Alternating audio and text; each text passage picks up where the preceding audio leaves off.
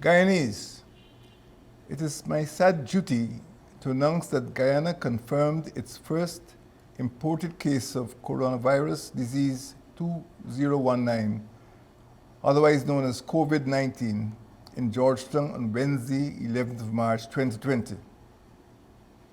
The patient has been identified as a 52-year-old Guyanese female who had traveled from the United States of America, which has reported cases of COVID-19.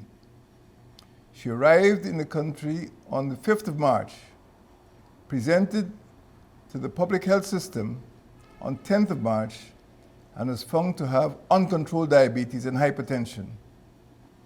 She subsequently died at the Georgetown Public Hospital Corporation at 0800 hours on the 11th of March.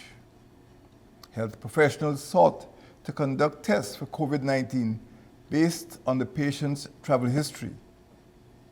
A clinical sample was collected and sent at 10 hours on the 11th of March to the National Reference Laboratory, where laboratory tests confirmed the diagnosis at approximately 17 hours. The patient's infection is classified as an imported case. Measures are being taken to prevent the risk of community spread. These measures include dispatch of a health team to the home of the deceased for assessment and initiation of public health prevention measures, identification and contact tracing for all possible exposed persons, meeting of ministry officials with members of staff at the hospital, and implementation of necessary interventions. Screening remains in place for those persons arriving from high-risk countries. 7 countries, Jamaica, Dominican Republic, Brazil, French Guyana, Panama, St. Vincent, and the United States of America, have been added to the list of 8. People's Republic of China, Italy, South Korea, Singapore, Japan, Thailand, Malaysia, and Iran that were previously made public. I advise further that public gatherings be discouraged, non-essential travel be discouraged. Competent agencies continue to patrol irregular border crossings and enhance sensitization of key personnel at all air and seaports is to continue. The Ministry of Public Health has designated 3 quarantine facilities. Others will be identified.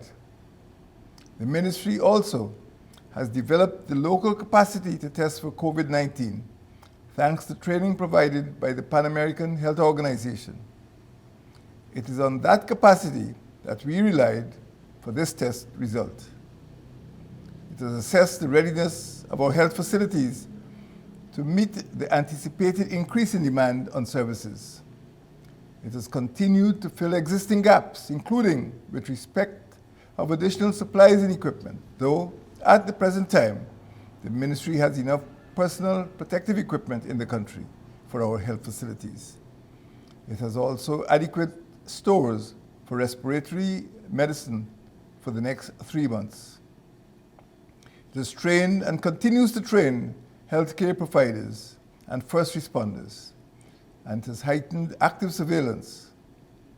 These efforts are supported by a communications campaign to keep the population updated on the virus and its impacts, and oversight provided by the Health Emergency Operations Center.